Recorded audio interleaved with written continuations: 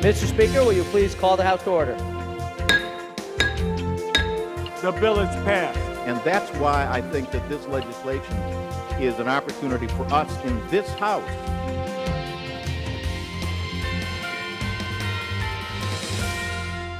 Hi, I'm Robin Schimminger, Assemblyman Robin Schimminger. This show is called Assembly Update.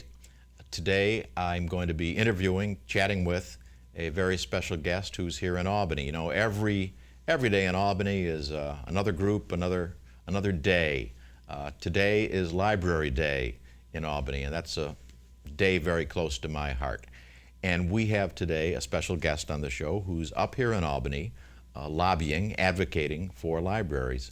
She comes from Western New York, from Grand Island, and she runs the Western New York Library Resources Council. So please, let's welcome Sheryl Knab to our show today. Thank you for having me. Nice to have you here. You were up in my local office just not too long ago. Last week. With a delegation of very fine library folks from Kenton and Grand Island and Riverside and so on. Correct. I think we even had the Army Corps of Engineers We did. there. They've got a library. They do.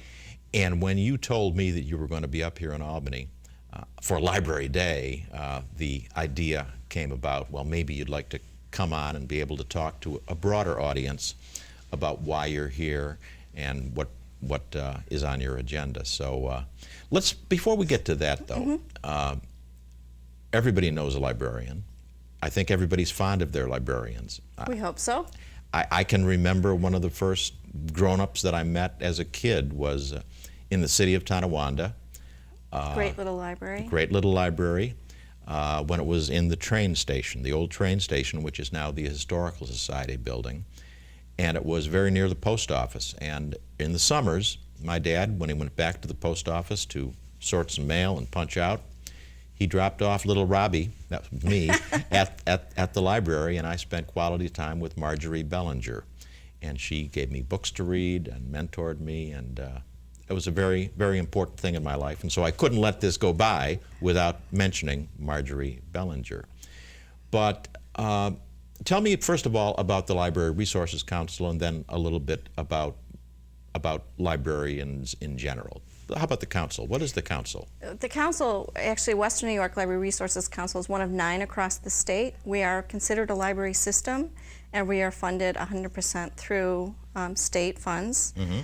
So library aids support, that's what we're asking for today, advocating for library aid support. It funds us 100%, and what we do is we provide services to multi-type libraries. So I provide services to public library systems, school library systems, academic libraries, small archival agencies, corporate libraries, the museums, and hospital libraries. So what we do is facilitate collaboration and cooperation amongst all those types of libraries. And does much collaboration actually go on? Yes, it among these does. libraries? One of the things we bring to the table where the other libraries can't do on their own are the infrastructure issues, such as developing a platform for digital images, New York Heritage, creating a statewide virtual reference service, 24-hour service for New York State residents to get assistance with their information needs. We provide that as an infrastructure to our libraries.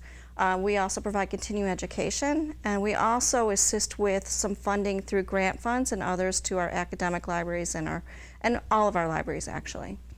Yeah, and when you're up here today now, I assume that from other parts of the state there are your counterparts from Correct. the regional councils. Yep, and their Resource. constituencies are here. Yeah, and then the member libraries are here. So we've Correct. got up here today from Western New York more library folks than just you. Correct. There are others, and maybe not as many as were in my office back home last week or so, but I'm sure there's a pretty good contingent. And what is it that, in general, the libraries are advocating for? And I'll bet it's more money. It is more money. Right now our funding levels are from 1997. We were at a high of $102 million in 2008. Through the cuts that happened after that, after 2008, we were reduced by 25%. So we're slowly trying to regain what we lost, and right now we're about $87 million. You know, since that time, what was the year, 1997?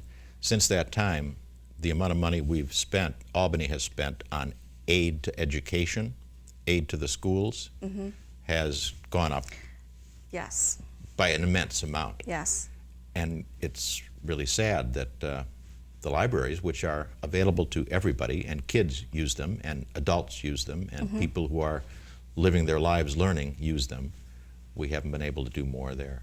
That's right, and libraries are education. They are a part of that pillar of education. Libraries are a part of that, and we are under the state education budget, so it's unfortunate that we haven't received the same increases. Yeah, I know that you had a chance to meet an old law school classmate of mine last night. Yes, Yeah. and this morning. And this morning, we, of course, in the Assembly have a committee on libraries, and the new chairman of it is one of my law school classmates who's up here now as a New York State Assemblyman, Tom Abenanti. So I hope to be a good teammate with Tom in advocating for libraries. We're looking forward to that. He and I have not had that conversation yet, but maybe when we're done with this show, we'll go up and let him know, and he'll maybe give me the blessing to go ahead. Great, great. We could use a champion from Western New York. Thank you, yeah. Now tell me, I never thought about becoming a librarian.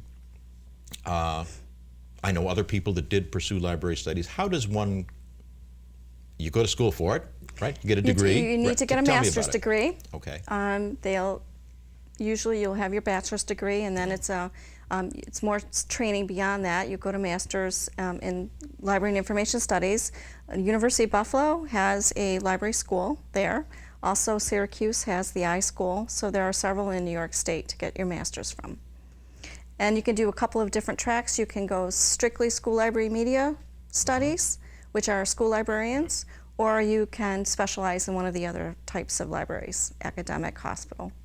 And people with that training, they don't necessarily have to work in a public library or at the Library Resources Council. No. There are businesses that have libraries and law firms and so on. So there are a lot of opportunities. Absolutely, and their skill set is transferable to many different disciplines. So you just don't have to work in a library with a library degree.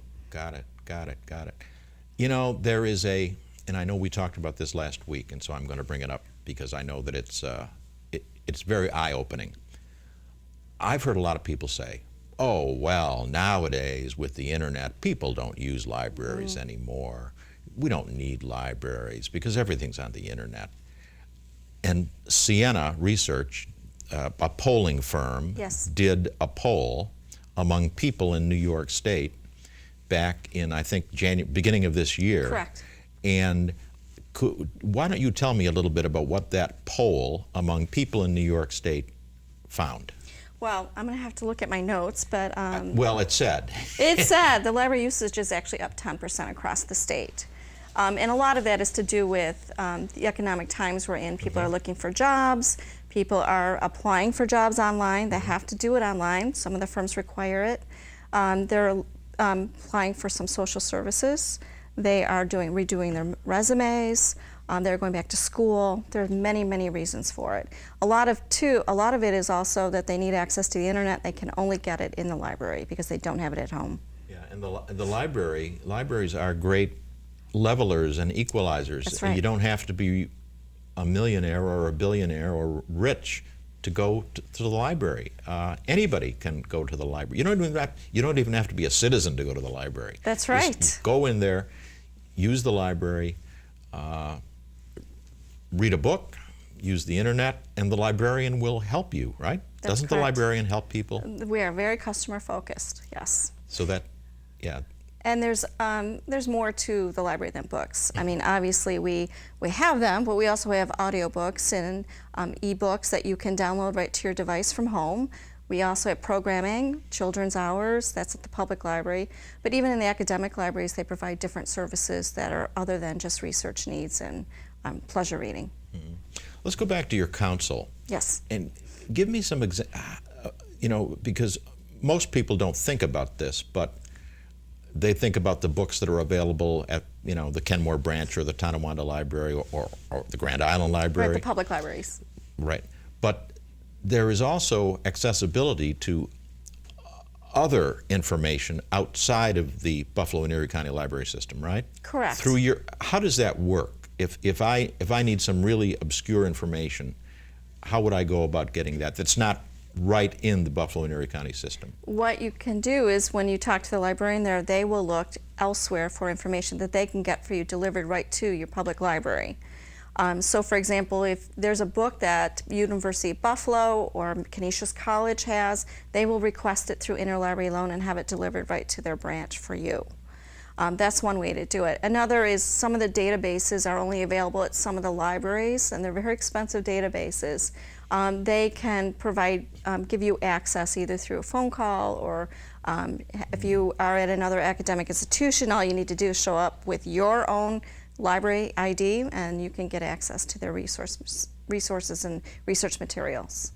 And how available are the library materials in like the more private sector, the more corporate, because we had, for example, I know it's not private, but the Army Corps guy was Yes. there at our meeting. Mm-hmm.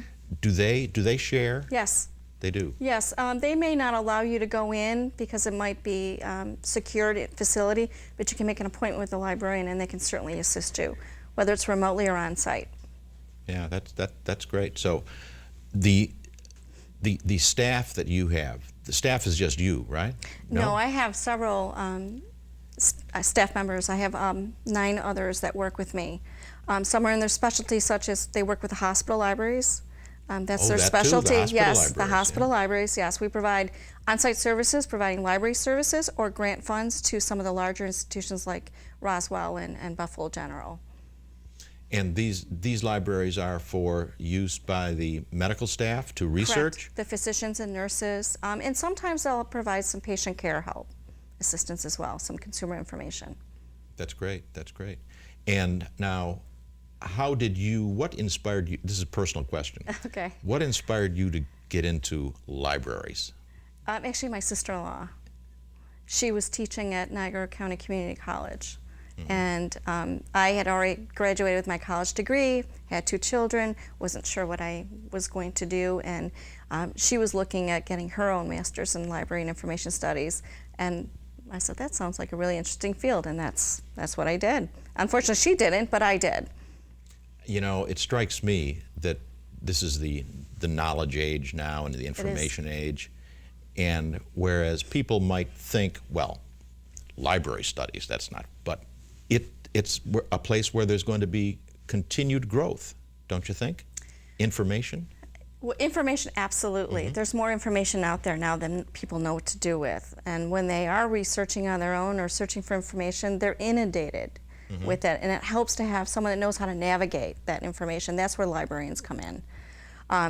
Yes, we are producing more information every minute than I think they did at all of 1800s. It's just an amazing amount. Yeah. Thank God for librarians. That's right. Wow. That's right. It's a wonderful thing. Well, I want to thank you very much for taking out the time. I know it's a busy day. You've got a lot of meetings. I do. Maybe when we're done, we'll go up and visit with Mr. Robinanti. Absolutely. And reconnect a little bit.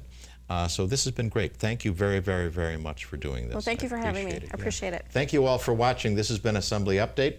I'm New York State Assemblyman Robin Schimminger, joined by my very special guest, Sheryl Knab, who is the Executive Director of the Western New York Library Resources Council. Thank you all for watching.